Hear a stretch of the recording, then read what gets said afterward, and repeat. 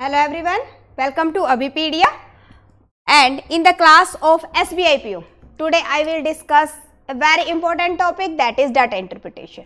और data interpretation के अंदर से भी आज हम डिस्कस करने वाले हैं एक काफ़ी इम्पोर्टेंट डीआई, दैट मीन्स कि जो फिलर डीआईज हैं. आपने देखा होगा कि डाटा टेबल के अंदर से मिसिंग कुछ कंटेंट होता है, तो उस तरह से डीआईज एग्जाम के अंदर रिपीटेडली आती है ना. मीन्स कि आपके पास में एक टेबल गिवन है, उसमें कुछ डाटा मिस है and first of all you have to find out that data and only then you can solve the questions based on that DI. Okay, तो आज हम ऐसे ही एक डाटा टेबल आप लोगों के साथ डिस्कस करेंगे and that was asked in SBI PO exam also. Okay, that means कि इंपॉर्टेंट है. तो देखते हैं क्या है आज की हमारी डीआई. आज की डीआई के अंदर देखिए यहाँ पे एक आपके पास में टेबल है और ये वाली जो टेबल है ये कब आई थी? एसबीआई पीओ 2020 के अंदर आई हुई है. दैट मीन्स कि इंपॉर्टेंट है.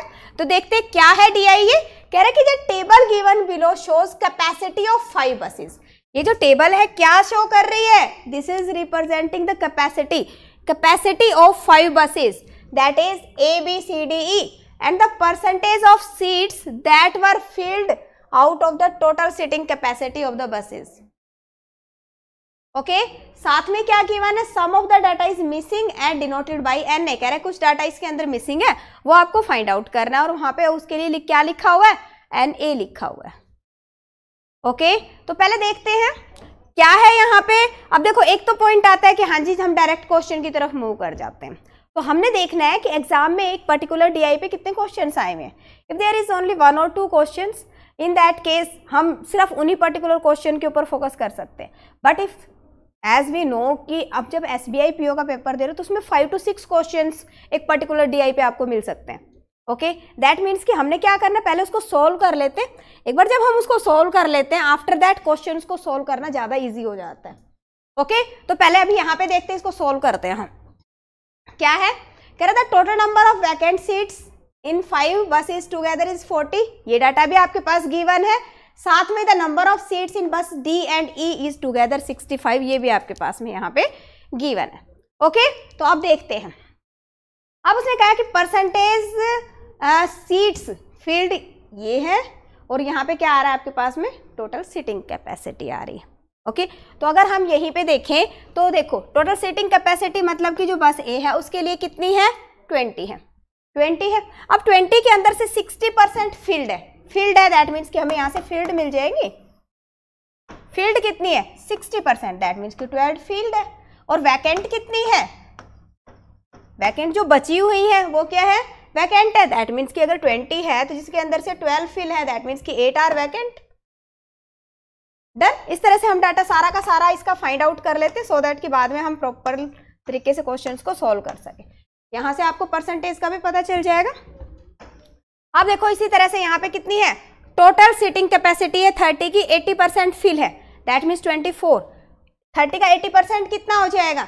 बिल्कुल इजी है. परसेंटेज के लिए आपको अलग से कैलकुलेशन की जरूरत नहीं है. देखो अगर मैं बात करती हूँ 10% की, 10% कितना है? 3. तो 80% कितना हो गया?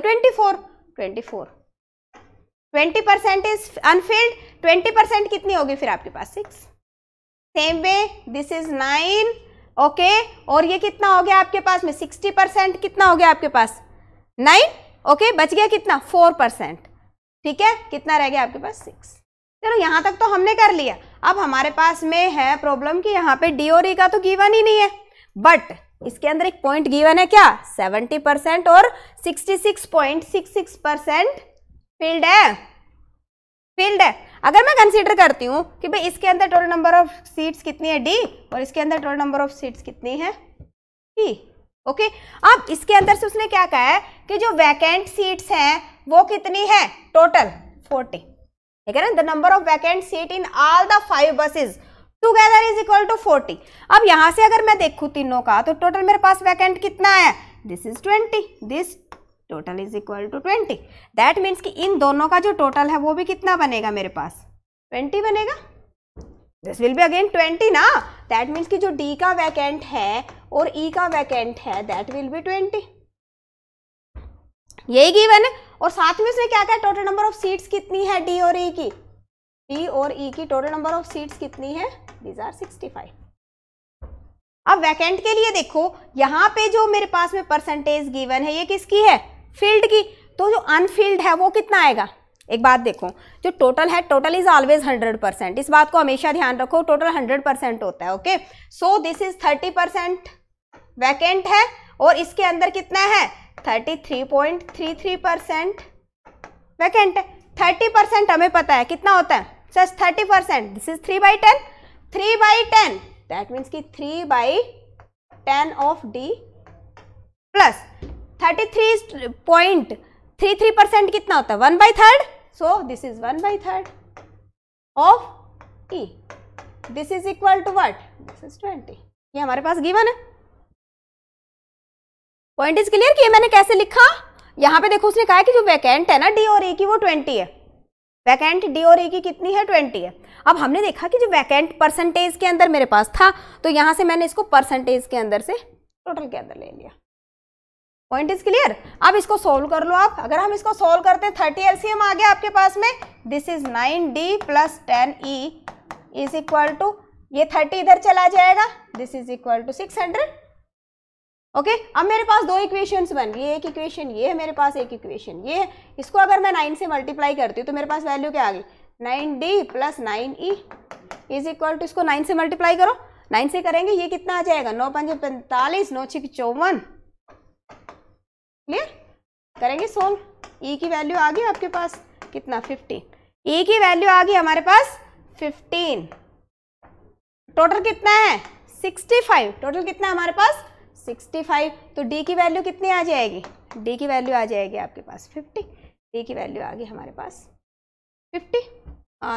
एक second, this value is given over here, yes, e is equal to 15 and this is equal to 50, clear. अब निकालो। अब यहाँ पे हमें पता है कि हाँ जी 70% फील्ड है, 70%, 50 का 70% कितना हो गया, दिस इज 35 ना, सो 35 फील्ड है और 15 अनफील्ड है। सेम वे इसका 66.66 दैट मीन्स 2/3, 2/3, तो यहाँ पे अपने पास में 1/3 इज इक्वल टू 5, 5 अनफील्ड है और 10 मेरे पास में फील्ड है। ओके, तो अब मेरी देखो टेबल फुल हो गई है। अब उसके बाद में आप इजीली आंसर निकाल सकते हो हर एक क्वेश्चन का। This was the main thing. अब तो कर लेंगे, तो करते हैं, एक दो क्वेश्चन इसके ऊपर बेस्ड करते हैं, ठीक है। या सेम डाटा, सेम आपके पास में डी आई ये थी, अभी हमने सॉल्व करा। तो अब यहाँ पे क्वेश्चन क्या, what is the average number of vacant seats of B C D E, B C D E की वैकेंट सीट्स आपको फाइंड आउट करनी है, बी सी डी और ई, इसकी वैकेंट का एवरेज फाइंड आउट करना है डिवाइडेड बाई 4। ओके, तो देखो यहाँ पे अपने पास में कितना बन रहा है, बी सी डी ई करो 20, 20 एंड 2, 22, 32 बन गया, दिस इज 32, तो this is 32/4, 4 8 32, so your answer will be option B, option B will be the correct answer, simple. अब मैंने अभी आपको क्या कहा था, अगर एक बार मैंने सोल्व कर लिया उसके बाद में तो इजी है। अब देखो इसका आंसर आपने कितना इजीली कर लिया, done. So now come on the next question.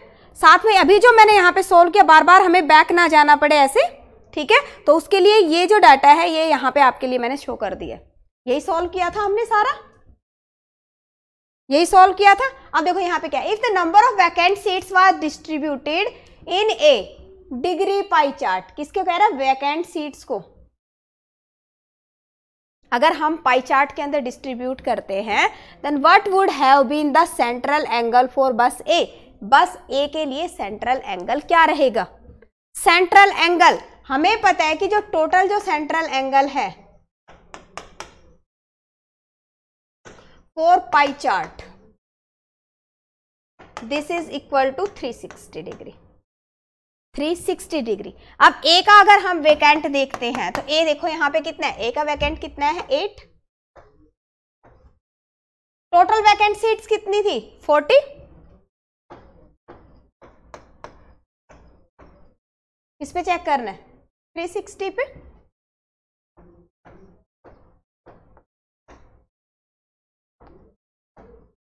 This is 72 degree, so answer will be what, this will be 72 degree,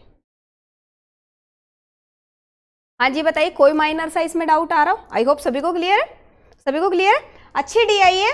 देखिए नेक्स्ट क्वेश्चन है, what is the ratio of the number of field seat of बस B and vacant seats of बस A? Field B, vacant A। अब एक बार अगर मेरे पास में पूरा डाटा मिल गया है, अब तो बिल्कुल इजी हो गया। फील्ड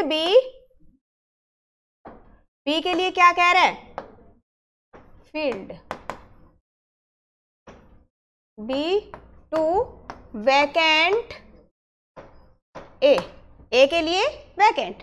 फील्ड B देखो, field B is 24 and vacant A is equal to 8. So this will be 3:1. 3:1 will be the correct answer. Okay. So एक और देखते हैं क्वेश्चन इसी पे। क्या है? If 20% of seats of bus E were occupied by the people aging above 60. थोड़ा सा ध्यान से देखना है, अच्छा क्वेश्चन है। क्या कह रहे हैं? 20% ऑफ सीट्स E। अब पहले तो सीट E की बात करो। सीट E के अंदर अगर हम फील्ड सीट देखते हैं तो नंबर ऑफ सीट्स है 15, फील्ड सीट कितनी है? 10 है। That means all the calculation will be done on this value. Okay, correct. 20% of seats is above 60, 60 से अबव वाले, तो ये कौन से हो गए? 20%। दैट मीन्स कि कितना हो गया डाटा मेरे पास में? 2। क्लियर?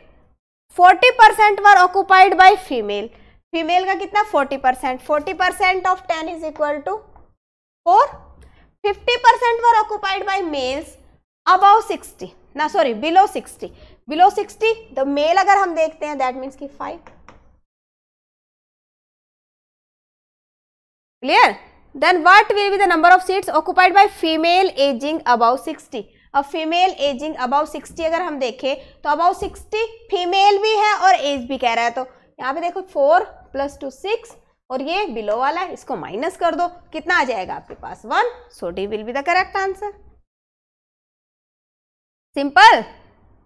तो आई होप सभी को क्लियर है। इस तरह से अगर कोई क्वेश्चन एग्जाम में आता है कर लेंगे सभी, कर लेंगे सभी। This was very important. अब देखो SBI PO के अंदर किस तरह के क्वेश्चन आ रहे हैं, सभी ने प्रैक्टिस करनी है। मिक्स्ड चार्ट, हाँ जी, DI के अंदर भी इस पे ज्यादा प्रैक्टिस करनी when you are preparing for SBI PO। तो थोड़ा सा लेवल ऑब्वियसली हाई होता है, तो इसलिए मिक्स पे आपको प्रैक्टिस करनी है, मिक्स्ड चार्ट पे। और उसके लिए भी आप तभी कर पाओगे जब आपका सिंगल कंसेप्ट क्लियर होंगे। ओके, सो स्टूडेंट्स जो भी मिक्स चार्ट लेना चाहता है, डिस्क्रिप्शन के अंदर माइक्रो कोर्सेज का लिंक अवेलेबल है, वहां से आप मिक्स चार्ट ले सकते हो। ओके, अब हर एक स्टूडेंट की ना अलग अलग रिक्वायरमेंट होती है। कुछ स्टूडेंट्स ऐसे भी होंगे वो कहते हैं कि नहीं मेरा तो पूरा का पूरा सिलेबस तैयार है, जस्ट मैंने तो प्रैक्टिस करनी है। सो प्रैक्टिस तो ऑब्वियसली मस्ट है।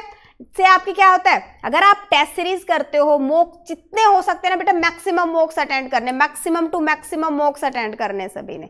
ओके, अब उससे क्या होगा, एक तो आपकी स्पीड इंक्रीज होएगी, ठीक है, एंड द सेकेंड पॉइंट की आपकी एक्यूरेसी बढ़ेगी और आपको कुछ सेम प्लेटफॉर्म मिलेगा जो आपको एग्जाम के अंदर मिलता है। तो जो भी स्टूडेंट टेस्ट सीरीज ज्वाइन करना चाहते हैं, अभी पीडी आप लोगों के लिए टेस्ट सीरीज प्रोवाइड कर रहे हैं, डिस्क्रिप्शन में लिंक अवेलेबल है। Okay, different test series are available. If you want to take the sectional test आप ले सकते हो, कंप्लीट मॉक आप ले सकते हो, सेक्शनल प्लस कंप्लीट वो भी अवेलेबल है, आप वो भी ले सकते हो। Okay, and the second thing is micro courses. Now what are these micro courses? देखो जैसे अभी मैंने आप लोगों को कहा कि भी अगर आपको मिक्स चार्ट करना है तो आप मिक्स चार्ट के माइक्रो कोर्सेज पे चले जाइए। व्हाट डज इट मीन कि अगर आपको किसी भी पर्टिकुलर टॉपिक के लिए प्रैक्टिस क्वेश्चंस की रिक्वायरमेंट है या आपका कंसेप्ट क्लियर नहीं है, आपको वीडियो लेक्चर्स की रिक्वायरमेंट है किसी पर्टिकुलर टॉपिक पे, ठीक है, तो इन that case you will go for the micro courses. Micro courses से आपको पर्टिकुलर टॉपिक आप ले सकते हो, वो चाहे कोई भी हो, चाहे वो DI है, चाहे आपके पास में क्वाड्रेटिक इक्वेशन है, चाहे नंबर सीरीज है, चाहे आपके पास पजल है, सिटिंग अरेंजमेंट है, बिल्कुल बेसिक से मेंस के लेवल तक का यहाँ पे आपको मिलेगा। ओके, उसके बाद है मॉड्यूल कोर्सेज। मॉड्यूल कोर्सेज क्या है, अगर आप चाहते हो कि मुझे कंप्लीट कोर्स चाहिए तो आप कंप्लीट कोर्स ले सकते हो, बट कुछ स्टूडेंट्स ऐसे होते हैं जो ये कह रहे हैं कि नहीं लॉजिकल रीजनिंग इजी है, मैं लॉजिकल रीजनिंग कर लूंगी, मुझे सिर्फ क्वांट में इश्यू आ रहा है, आप क्वांट ले सकते हो। कुछ स्टूडेंट्स ऐसे भी हैं वो कहते हैं क्वांट मेरा अच्छा है बट मुझे लॉजिकल रीजनिंग में प्रॉब्लम आती है, they can take logical reasoning. Same way English, same way current affairs. Okay, तो जो भी आपकी रिक्वायरमेंट है according to that you can go for the module courses also. Okay, all the important links are given in the description, and if you have any query in that case you can comment in the comment section. ठीक है, आप अगर अपना contact number भी देते हो then we will call on that number and we will try to solve your query.